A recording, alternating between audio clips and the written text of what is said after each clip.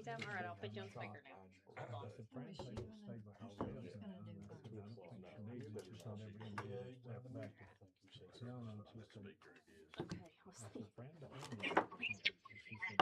okay? All right, we'll go ahead and get started. I'd like to welcome everyone to our third special regular meeting in 3 months. And it's funny because Danny McIntosh has signed up to speak, and his topic is September, and I'm pretty sure that we're gonna have a regular meeting in September. So, before we get, well, let's adopt the agenda. Have a motion to adopt the agenda, everyone. I'll make that I'll motion. second. All in favor? All right. Before we get started, I'm gonna do something just a little bit different. Miss Hockaday's on the phone here. She's out of town. She's in Florida, but she's joining us. Can you hear me, Heather? Or Florida?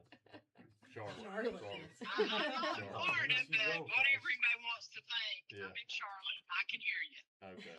Hello, everybody. And Harrison Tyner is going to do an introduction in just one moment.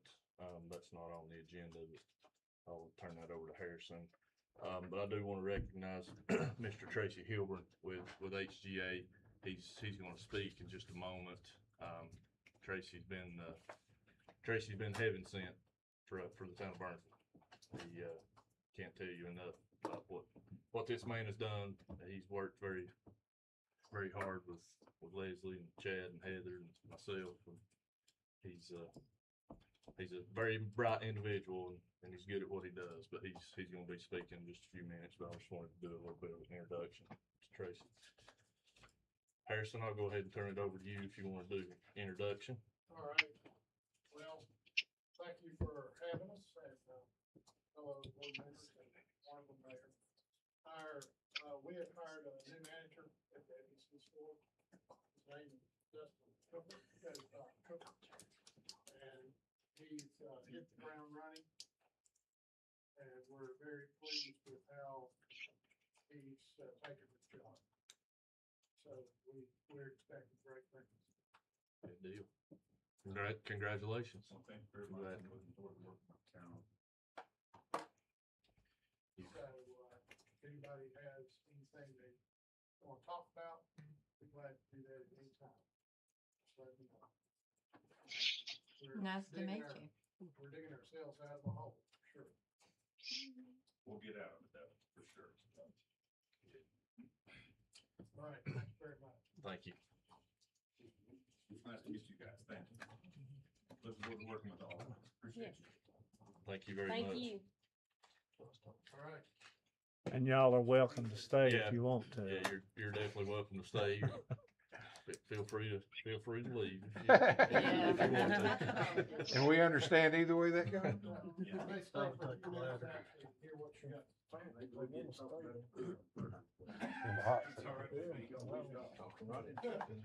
All right. Public comment, Mr. Danny McIntosh, September. Well, the first thing about September is, good evening, staff, council, mayor. Tax collector mailed me a bill, I'll send you a check. September's coming. We are working on that. That's one thing about September. But if you pay in August, you get a discount. Not in the town. Not in the Not town. Oh, I didn't get one from the town. Well, we not done them yet. Yeah, not yet. They'll You be will. there. Yeah. September. Everything's all right. Yeah. Leslie. Yeah, that's right. It's coming. Yeah. For 68 years, I was blessed with September weather in Yancey County. And I live for September weather. It's one of the more perfect things in God's creation is September weather in Yancey County. Of course, now we know it can turn vicious. So we'll just hang on and see what we get. One of the things that I wanted to say tonight, I've been over to the bookstore, and now here's my, well, I didn't retire, got a new supervisor, but Sharon is finally, she's letting me read some just for the fun of it. I haven't done that in my entire adult lifetime. It's always been reading for purpose, for occupation, whatever. But now I'm getting to read something for fun. So The literary festival is gonna be, September 12th, 12th and 13th. And there's like 24, 25 authors coming. And this year I'm having a chance to sort of get ready. But I wanted to tell you about Crystal Wilkinson is going to be here. And she has put together stories and recipes from 5 generations of Black country cooks. And I think it's on Friday night. Between her and the Root Down folks, they're going to serve a meal out of this cookbook. And I'm gonna try to get tickets for that, because I'd like to see if that's gonna be good. But now, when I get this book home, somewhere or other, I'm gonna have to put out, have to figure out how to make Sharon recognize that the recipe for Indian Creek chilies on page 188. So I've got to get that done. So what I'm saying to you is, if you participate in Literary Festival, this is an opportunity to get ready, because they've got most of the books of these authors over in the book. And I think Literary Festival is truly a great thing for the town. It does a lot. And September. Thank y'all for what you do. We'll try it another month. Thank you, Dan.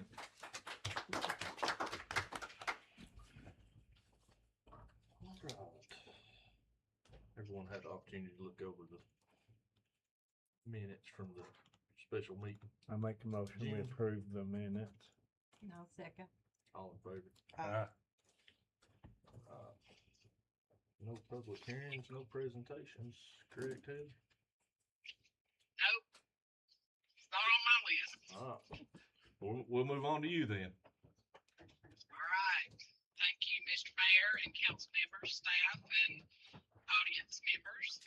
Sorry I'm not there with you tonight, but I had a little scheduling snafu.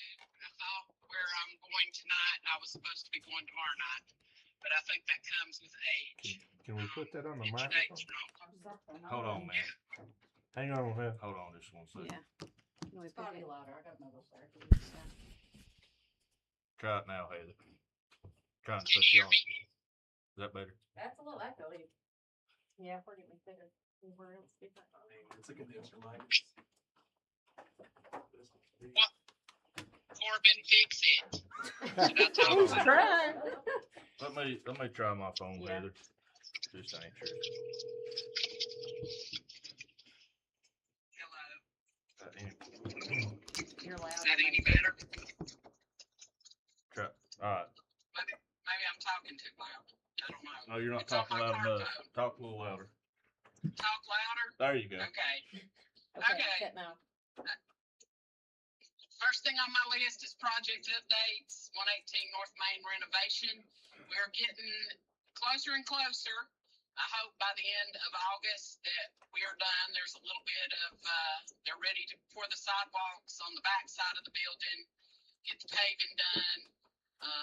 They're continuing, I think, to lay some carpet in the offices and the upstairs building, part of the building, and I think they're also working on the siding. So the last meeting we had was last Thursday, and they are on target, certainly to be down to a punch list by the end of next month.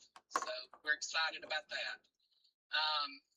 ARPA, the East Main Sewer Interceptor Project, has been kind of a thorny situation for a while. Had some damage, probably from Helene, but it wasn't as prominent as it is now, considering other rain events that we've had, where the embankment behind Larry Lewis's property and also down around the Triple Edge property towards Pensacola Road received a lot of erosion on those creek banks. And so the project scope is changing. We're working with DEQ. Withers Ravenel is the engineer on this project. And we are trying to get a new scope of work. Basically, the bulk of the funding that we got through the ARPA grant will go to replacing and repairing line in those areas and stream bank restoration. In light of that, Withers has had to do some more design work, and they've sent an amendment. I've reviewed it with Michelle and Leslie and the engineering firm. We will be able to make this money up in the budget of the grant money we already have. We're not expecting that there'll be any other funding that'll be necessary, but I would need a motion to approve and authorize the mayor to sign that amendment to the Withers contract. I make that motion. I'll second that. All in favor? Okay, next, we've got Tracy with us, thankfully, Yeah. to talk to you guys about the redundant raw water intake project. And I'm just gonna turn it over to him, and he'll tell you where we are with FEMA on that project right now. And so y'all all aware that after 100 years, 2024, we lost the redundant raw water project that provided raw water primary for a long time, and then it was a redundant source up until the hurricane hit. So since that time, the town procured engineer services with GMC, and they've been investigating what it would take to put the system back the way it was. It's been determined that because of many factors, it can't go back where it was. The biggest reason DEQ is saying it's not enough flow any longer in Bowling Creek with the amount of water that's required for the redundant raw water. Heather and I have been working with FEMA on some different options. Initially, it was to go to alternate project, basically FEMA gives you a check. We thought that we could provide a water source in a different way, a little bit cheaper than what they were offering, but give you the leeway to use some of the money in a different way for the town. It's became apparent since then, based off of engineers' estimate, that we're looking at somewhere around between $20 and $30 million to provide that water source, and the estimate to repair what you have is around $16 million. So huge delta for the town. So we've talked with the infrastructure branch, the deputy infrastructure branch director over the last 90 days, the last being last week, about leaving this what's called the standard plan, which means the actual cost project, we pay for the project in its entirety, whatever the cost is. So it's gonna have the same fit and finish, basically provide the same service, but it's gonna be a surface water treatment plant instead of pulling the water out of the mountains, the way it did in the past. It's gonna set up another plant on a different body of water, provide a redundant source, but also give you the ability that once it's up and going to be able to bring your current water system down by maintenance, things along that line, and build resiliency into your system down with the anticipation that also gives the ability to provide water to additional residents throughout the county or the adjacent counties in the future. People don't want to hear that part. They just want to hear that we're going to replace the water system the way it is. So GMC, which is the current engineer firm, is currently developing a task order to present to y'all, hopefully at your next meeting, to take us to the next step, which is basically doing water analysis on the new body of water, trying to determine portion of action of where it could potentially be reside, so that Russell can go start talking to landowners if it's required for us to start procuring property, procuring right of way. And then at the same time, we're working on cost estimates. So cost is a big deal throughout this process. Initially, FEMA gave y'all $142,000 to do all the engineering, and we were about capped out at $142,000. Knowing that the replacement in kind would be around $16 million, the conversation last week was FEMA provides you what's called A&E costs, or your engineer fees up front when we do the design. We requested that the engineer fees be made available to y'all at the $16 million rate, which would give y'all around $1.65 to $1.7 million available for engineer services to go to the next step, which would be assess the water source, determine the best location, start doing the design, and get it to the point almost to where we're going to put it out to bid. So you'll be seeing that cash flow coming in soon. We've anticipated all the construction costs of somewhere between $20 to $25 million. Remember, this is a 100% project, federally funded. 75% of the state of North Carolina, I'm excuse me, 90% of the state of North Carolina, 10%. There could be some restrictions on funding moving forward. Heather and I we'll be working with the state emergency management office to make sure that the funds is available, so we can tackle the project in its entirety. One of the big holdups is gonna be is once we determine where the location is, it's anticipated we have around 18 to 24 months of permitting from DEQ. So just because we're at the point where we're looking at over the next year, we're doing design, it could be 2028 before actually everything starts with an anticipated construction time in about, so 2 to 5 years from now, it'll be done, but, it's gonna provide you a reliable water source moving forward, it gives you the ability for expansion throughout the county. It also gives you the ability to provide maintenance to your current system, or in the case of it, to go down and you don't know about water on the county. So, any questions on that topic?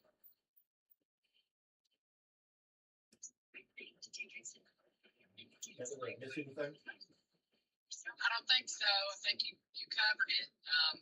Obviously, this project has evolved, as circumstances with the previous site, and the work that could or couldn't be done there has been more vetted. So, I think we're just moving along at FEMA's rate. I would like to move a lot faster if we had the money in hand, but if we are able to get this project designed and bid and completed, it's going to be a really good thing for the town of Burnsville and Yancey County. So if y'all got any questions? Then y'all like, whenever it's Leslie's turn to go over all the budget numbers, if you have any questions about any of the other projects, be glad to have that conversation of where we're at and how we got there, where we're going with those as well. Thank you, Tracy. Okay, the next item on my list is a fun item. The John Yellow Jacket Bailey marker dedication ceremony, which is going to be this coming Saturday, August the 1st at 9 a.m. on the town square. The marker itself is going to be placed on the south side of the square in a place that we felt would be most visible for it. There's, I think, a good article in the paper this week and also a community close-up that tells about Mr. Bailey and his family and the contribution he made to founding the town of Burnsville. And y'all are welcome to look at those. I think Chad has also maybe put something up on our website if you want to learn more about it. But it's a project that Dylan Wilson sort of spearheaded starting a couple of years ago. And again, it's taken us this long to get to a place where we have a hometown hero marker to be placed on the square to recognize the founder of our town. He lived here, he and his wife. They had 20 children. So there's not many people who have been here in Yancey County for generations that aren't somehow related to each other through the Bailey line, the Bailey or the Ray line. Her name was LaVeda Ray Bailey. So I hope everybody can come out, spread the word. We definitely would like to have a good crowd to celebrate that event.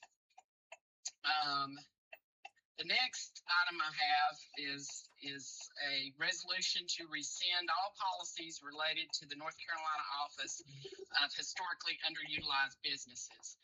The budget that the legislature passed and the governor signed into law a few weeks ago eliminated, repealed, rescinded all of the state requirements for making efforts to get minority participation or women-owned business participation with any state or local government construction contract. This is following in line with some of the things that are going along at the federal level, even though the federal level has not repealed any statutes yet. We do have some executive orders from the president that follow in line with these regulations or the repeal of these regulations. And we have been instructed, I've had one-on-one conversations with people at the School of Government that we need to get anything out of our procurement policy our minority participation plan policy, all of those things need to be rescinded to be in compliance with the state law. So I have drafted a resolution, for that purpose, and I need you guys to approve it, please. I have a motion to rescind all policies related to the North Carolina Office of HUB. I'll make that motion. I'll second. All in favor? All right, motion carries, Heather. Okay, the last thing I have is the annual tax settlement and order of collections. I think you guys have that.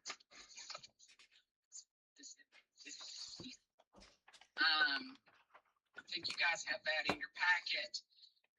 Basically, we have, if I can pull it up on in my stuff.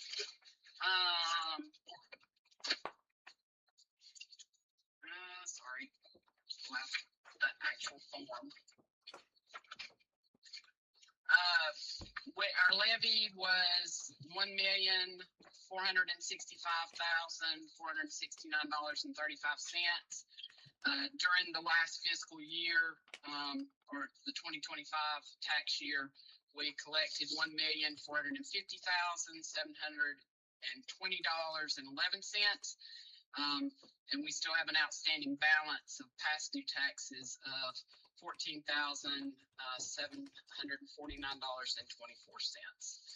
So that would be the settlement of all the taxes collected in the prior year, and you have a list of those that are unpaid that should also be in your packet. So we did pretty good. That's 99%. That's good. Jackie did a great job reminding people nicely that they needed to make these payments. And then we have also a list of taxes that are from insolvent individuals or companies. Those are taxes that we've been trying for the past 5 or more years to collect. And they don't exactly come off this list. You'll still see them on the list, but we would be relieved of efforts to try to make collections on these. There's 5 total. No, I'm sorry, there's 8. And that amount is $1,753.03. So I need, I guess, you guys to approve the annual settlement and the insolvent list. And then I have one more item, which would be the authorization for me to collect for the coming year, for the 2026 levy. I think you can do We it all can make in a one. motion up for both of those, can't we, Heather? I believe so for all 3, yes. I'll make that motion, Mr. Mayor. I'll second. All in favor? Motion carries, Heather. Thank you. I think that is it for me, unless you guys have something else you want me to answer, bring up. It's like everybody else has got their stuff ready to go. Okay. Anybody have anything for Heather? Just have a good time. Well, I'm gonna try the best I can. Bring souvenirs. Thank you, yeah. Heather. Yeah. All right, I appreciate you guys. Thank you so much. Appreciate Talk to you. you later. Bye.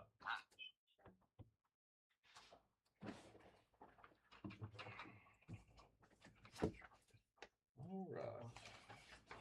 Move on to Mr. Fox with the clerk's update. Thank you, Mr. Mayor. The only thing I wanted to do is make sure y'all are aware and invited to our employee appreciation lunch on August 14th. It'll be a lunchtime event. Niles has been kind enough to host us at the fire department again. So we'll do it like a cater lunch, cornhole tournament, probably some gift cards, those kinds of things. Probably. Gift cards. Yeah. There you go. Yeah. So please come out and join us. What time is that, Chad? I was imagining we'll probably do like a 11:30 to however long the tournament takes to something like that. Since 11:30 is their time to eat lunch, you have to go. for the most part. You get Lately, it's been whenever, so. All right, we'll move on to Mr. Shane Dale, Public Works update. Thank you, Mr. Mayor. I guess anybody that's been around town today, you've seen all kinds of stuff going on. They're trying to get a lot of stuff finished before the crafts fair, trying to get lines tied in, and we've had a few issues with that today. Lines wasn't exactly where they were supposed to be in.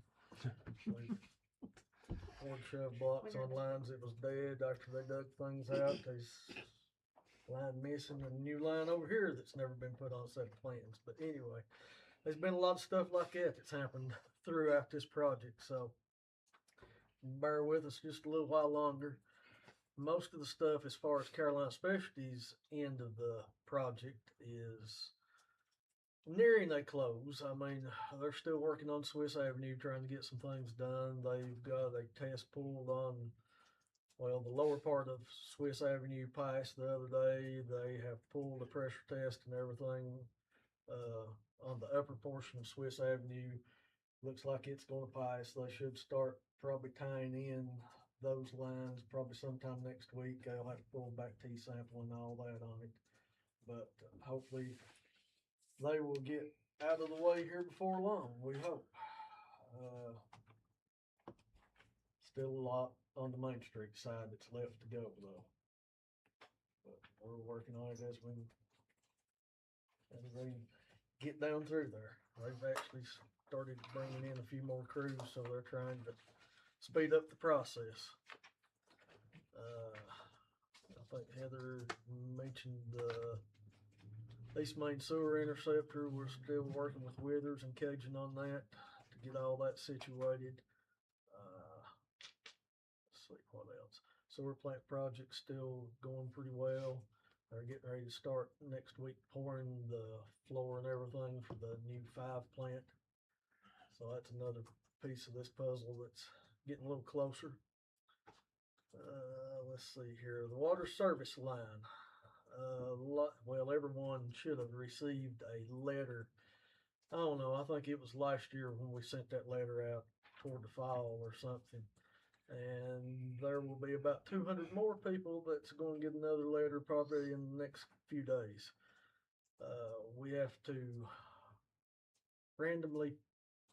the computer randomly picks 200 services that we're going to go out and pothole. There will be a contractor in here. I cannot remember the exact name of the contractor, but they will be in here starting August the 17th. So if you all are one of the lucky ones that happen to get one of those letters, you'll know why these people are out there trying to dig a hole on each side of your meter and figure out what's taking place.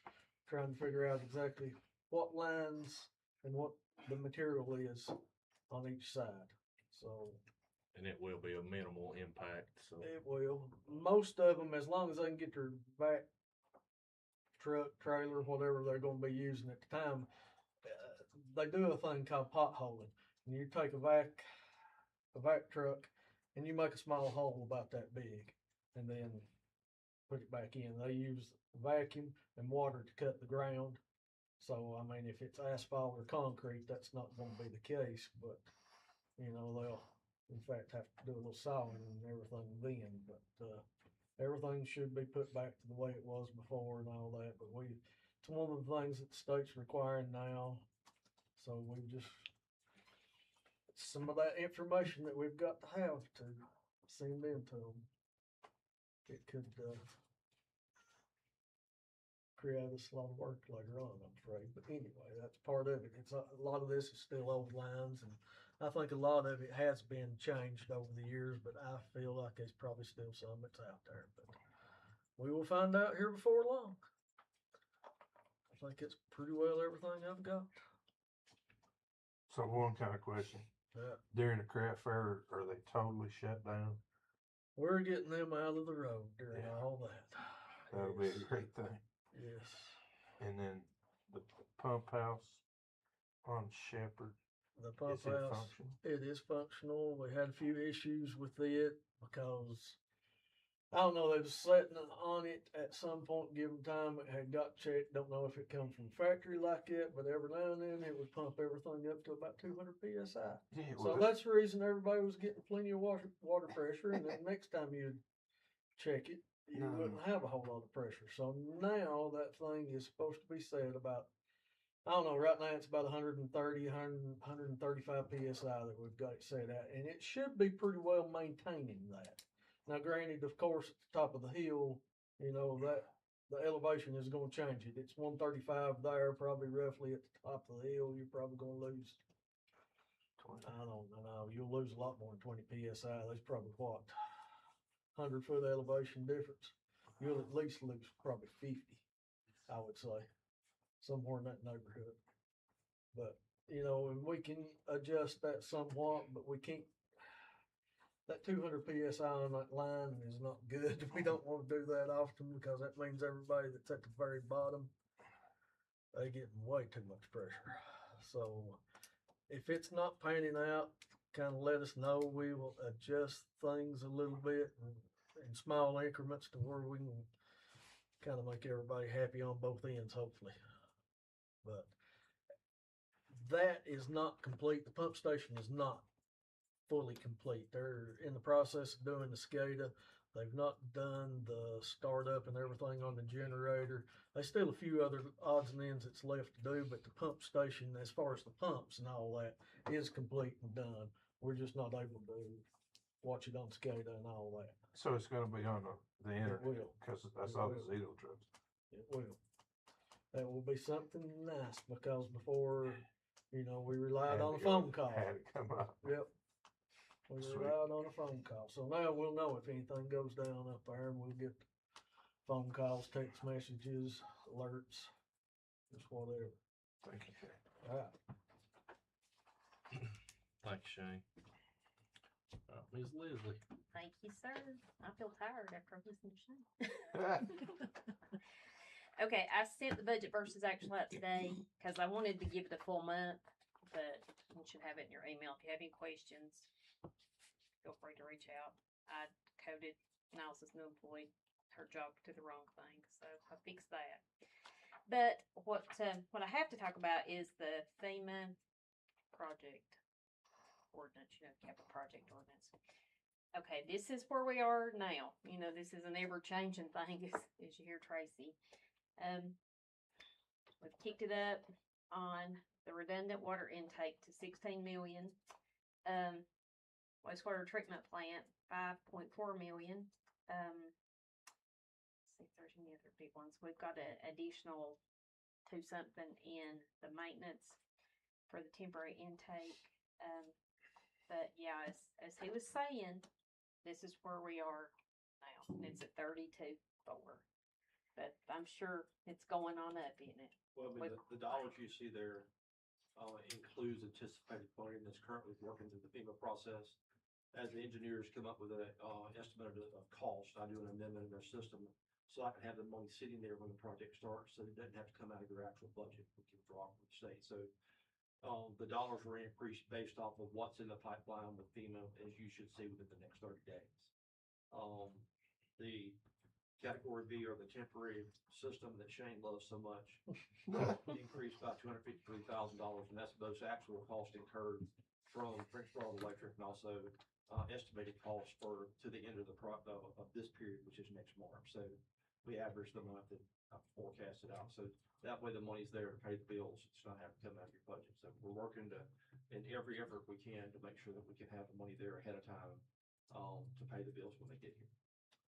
It's a really nice thing that we've not had to pay the light bill on these too though for this year. So,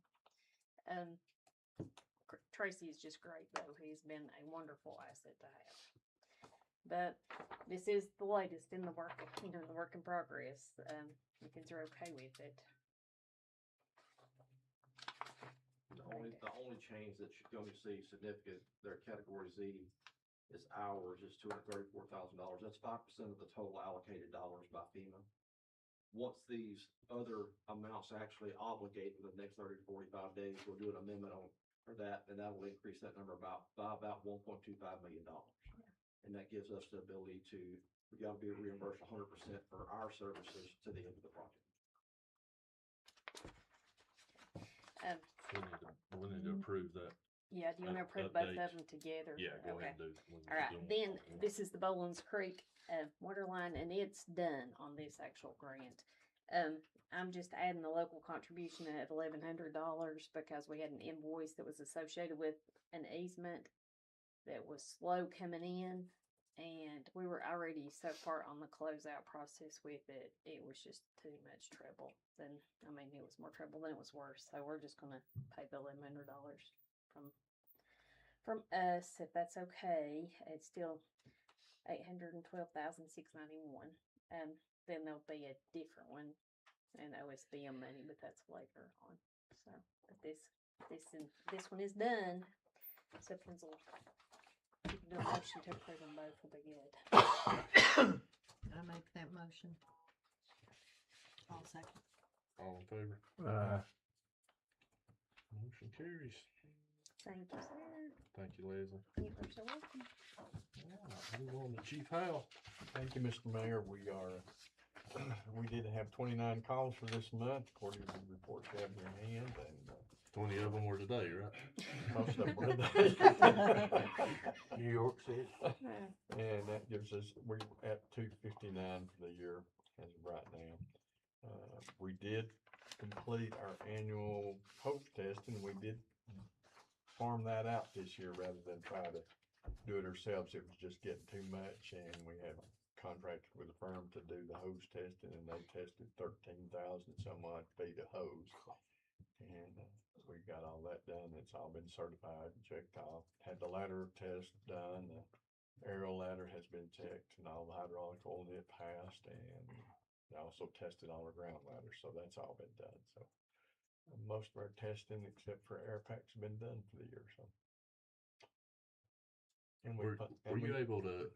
It's kind of irrelevant with this, but were you able to test any of that hose that you got over there? Is any of the bulk hose? That was donated. Yes. Some of it is in that.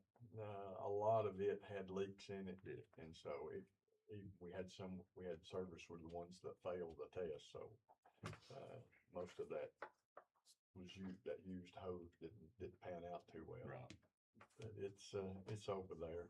We did get a bunch of hose from a nuclear plant that emergency management had. That was brand new hose, and we loaded our new truck with it. And all of it passed, which was a good thing because it's new. It's actually stores couplings, which is a little different than what everybody's used to. It's about a quarter turn lock together. So, but that did well.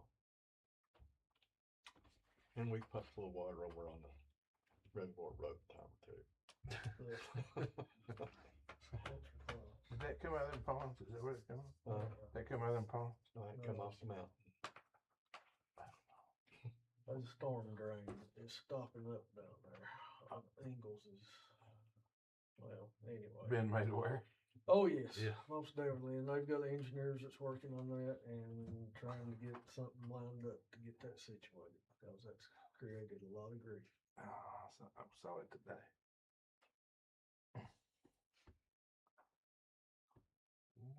Anybody have anything for Niles? Any questions? Move on to Chief Buchanan then. Thank you, Mr. Mayor. You have our activity log. And again, we're getting ready for next week. And part of that process is our normal road closure with DOT where we have to pass an ordinance. Hopefully y'all got a copy of that, plus as well as the back to school bash, which I think is it the next week, Chad, or the week after on Saturday? I can't remember the date. It's either the next Saturday or the Saturday after. This is the back to school thing we've done for the last few years with the sheriff's office and PATH and those kinds of things. So I would see the motion to pass those two ordinances so we can shut the street down if these people and not have anybody get run over. Have a motion to, I'll make that motion. for both of these. Second. All in favor? Thank you. Again, we'll be shutting that down Thursday afternoon next week, so it'll be called unawares. Open back up Saturday night once we get everything cleaned back up. So it'll start raining Thursday morning. Yeah. Storm. Usually Thursday about 1 o'clock. Yeah. Yeah, storm. Be unusual making it through that one without a good heavy rainstorm. You got a lot to look forward to, Julie. Zoning code enforcement, and floodplain wise, we do have, I know I keep talking about there's projects out there. A couple of them are getting much closer. I think our next planning board meeting will be like October. Is that right, Chad? And I feel like we'll probably have to have a special meeting before then. A couple of these are getting closer. One is, the commercial property over at the old Texaco. I don't know if y'all noticed it's been cleaned up, but they're getting started and should be pulling some permits pretty soon, and that'll have to go before design review because it's going to be a slight change of use with some of that. That'll be in the future, but we'll let the planning board know and try to establish some sort of special meeting before then, once I get that paperwork. That's all I have. Thank you, Brian. Mr. Corbin. Thank you. We had a couple of cancellations for July. It's been a little slower this month with 18 days rented or booked, and August has a little bit more with 21 days booked. But once we get into September and all the way through December, it is a mad dash. We're very busy for the rest of the year for the most part. Isn't that kind of typical for July and August though? Corbin, Yes and no. Looking at a couple of years back, we did stereotypically have more events in June, July, but we had less in January, February. It's kind of like it's flipped. It's still equaled out to about the same amount of events Per year. Yeah. With the downtime, we've been able to do a lot in the building, get some of the grout and the tile that's needed some attention, get that cleaned up. A lot of the closets have been cleaned up and organized. Walls have been painted. The building's just in a better place at the moment. A lot of maintenance has been done with our downtime. But it's all that I have. If you have any questions, I'd love to answer them. You have a question? No, appreciate you though. Thank you. Appreciate you too. No questions. Council member reports. Anybody have anything they want to report on? Not me. I will say for the general public, Shane can chime in on it, but we have 2 residents that live on Reservoir with us today, but that problem over there is, it's on private property. So that is Ingles property, and they were made aware of it on day one. And, they've been in contact with Brian and Shane and Heather. So I think they're moving forward with coming up with a plan, but that's a difficult project. People don't realize how deep that stormwater is over there. I think Niles, somebody from the fire department put a section of hose down in it, and there's this much sticking out of it. But that's 50-foot hose, so that's 48 foot. Those storm drains are deep. So 35-foot deep. it has been a lot of aggravation for the residents and the fire department, but hopefully we can get it fixed. Would it be a possibility to talk to them about that intersection while we're into this with her? Maybe the timing on that might be good. About the stop sign. Yeah.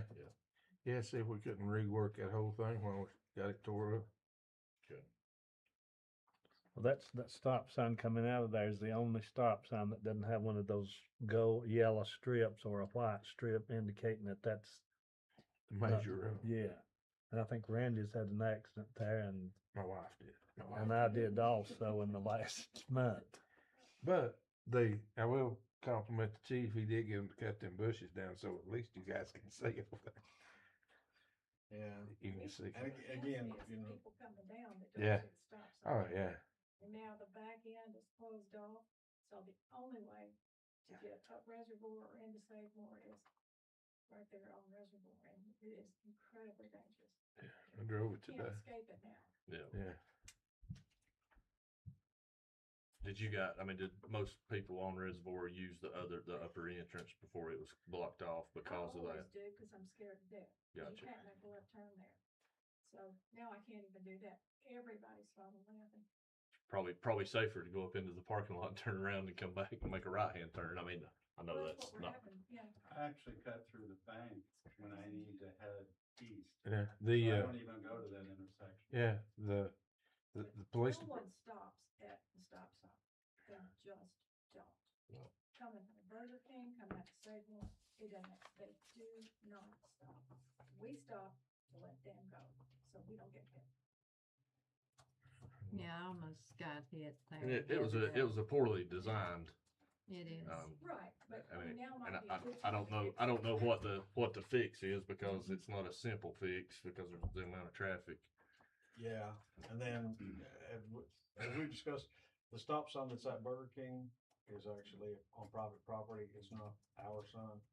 So we can actually write stop sign violation tickets for violating that sign. Cause it's not a duly, the law reads a duly erected stop sign and we didn't erect it. It's on private property. They put that up. So we've been discussing maybe some other options of doing something to make that safer through there and seeing what options we have. I have a strange recommendation, and it comes from being in claims for a number of years. So there could be some design changes. The owners of the property may not like them, but there's a way to improve it with the design change. And one of them, it's kind of a simple change, but I don't think probably some of the businesses won't like the change. And that is, don't allow cars to go into that property, but don't allow them to come out there. Have them go out where the other place is so that there's not this congestion and usually there's a race to get to the light and that's Oh, sure, it's a lot changes, yeah. Yeah, so there's a way to not allow them to come out of that property there. They can go into it there, but not come out. If they're gonna come out, they need to come out the other, over by the bank and behind, Burger King, and that would stop all the cars trying to race through that stop sign to get to the light. Well, like I said, we are looking at some different options of what we can do. And then there's DOT right away through there too, that we have those concerns as well. So there's a lot of things in play, but we are looking at it. Thank you. Anyone else have anything? Oh, speak on. Denise, you got anything?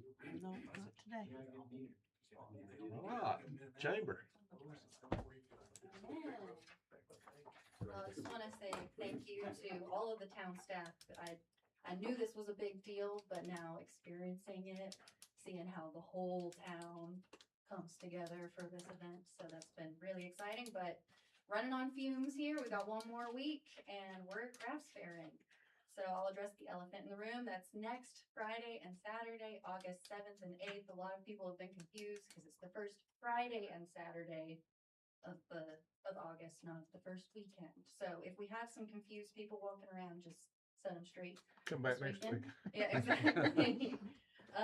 We're gonna have more than 200 vendors, the usual setup, the usual closers, but this year we do have Town Center. So we'll have about 9 or 10 crafts fair vendors in there, I believe. All local food trucks this year. Like Brian said, road closures begin at 2 p.m. on Thursday. We're trying to get that word out to everybody because somebody's going to be upset. They're always going to be upset. But we will again have the shuttle service as per usual from Go Grocery and Rose's parking lots during fair, so folks can park over there. If you want to volunteer, we've got a great volunteer form on our website, yanceychamber.com. We can always use more volunteers and more hands helping, and we'd much appreciate it. Other than the crafts fair, we joined AMY Wellness Foundation, AMY Wellness Foundation, Amera Healthcare Test, and other community partners this past weekend to celebrate the demo day for Lamppost Lofts. There's going to be 11 units, 2 retail spaces, and hopefully 2 live workspaces. We'll see. But it was really exciting and a really cool investment in downtown. And behind the scenes, we've been transitioning to a new system, so our website might look a little different now, and there's some new exciting things happening behind the scenes. But just thank you for your continued partnership, and see you next week. Good luck. Thank you. First one. Couldn't do it without Pete. Better than your brain. Let's go. Yeah, don't count on that one. Yeah, no, it's really good. Every time it's not. Oh, yeah. Bill, do you have anything from High Country? No, just business as usual. We had some remote. We had 2 people, I think, with presentations, but they never did get the remote thing set up where you could hear it or. Alright. No closed session. Next, special. It says Regular. special on mine. Yeah. Sorry, I don't think that was no way. Didn't catch September 3rd. September 3rd. Alright, no further business to have a motion to adjourn. Yes, sir. I'll second. Thanks to everyone for being here.